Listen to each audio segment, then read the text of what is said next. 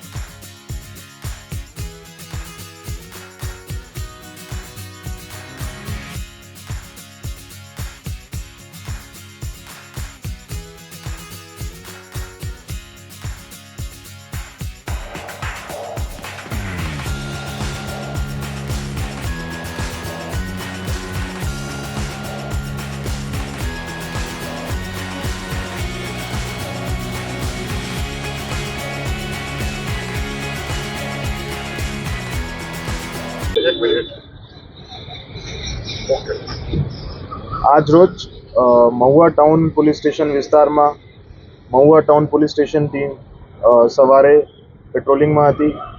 જ્યારે એમને બાતમી મળેલ અમારા મહુવા ટાઉન પોલીસ સ્ટેશનમાં કામ કરતા અનામડ હેડ કોન્સ્ટેબલ કપિલભાઈ બાબુલાલ જોશી એમને બાતમી મળેલ કે ગેરકાયદેસર વિદેશી દારૂનો જથ્થો મહુવા ટાઉન પોલીસ સ્ટેશન વિસ્તારમાં રાખવામાં આવેલ છે, જેની ખરાઈ કરતા અને સર્ચ ઓપરેશન ઓર્ગેનાઇઝ કરવામાં આવ્યો।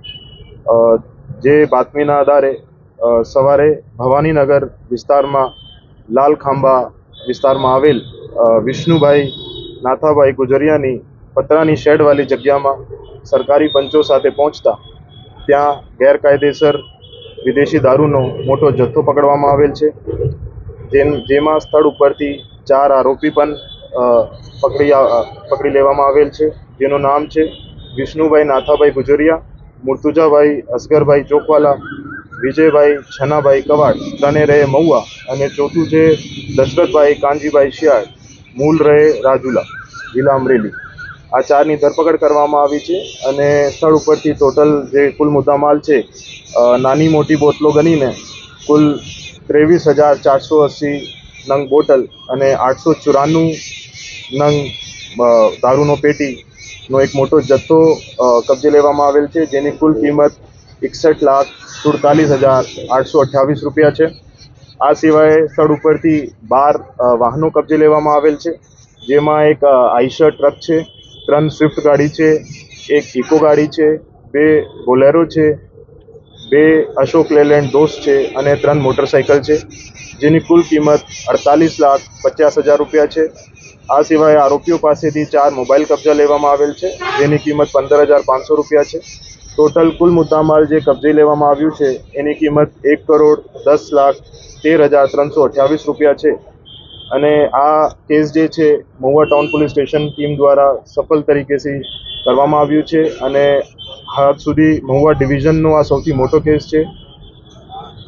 એવી ગેરકાયદેસર પ્રવૃત્તિઓ જે વિસ્તારમાં ચાલતી હોય એના વિરુદ્ધ મહુવા ડિવિઝન પોલીસ તરફથી અને ભાવનગર જિલ્લા પોલીસ તરફથી કડક કાર્યવાહી કરવામાં આવી રહી છે અને આ કેસમાં પણ આગળની તપાસ હાથ ધરવામાં આવ્યું છે। જેટલા પણ આરોપીઓ આ ગુના સાથે સંકળાયેલા છે એની ધરપકડ કરવામાં આવે છે।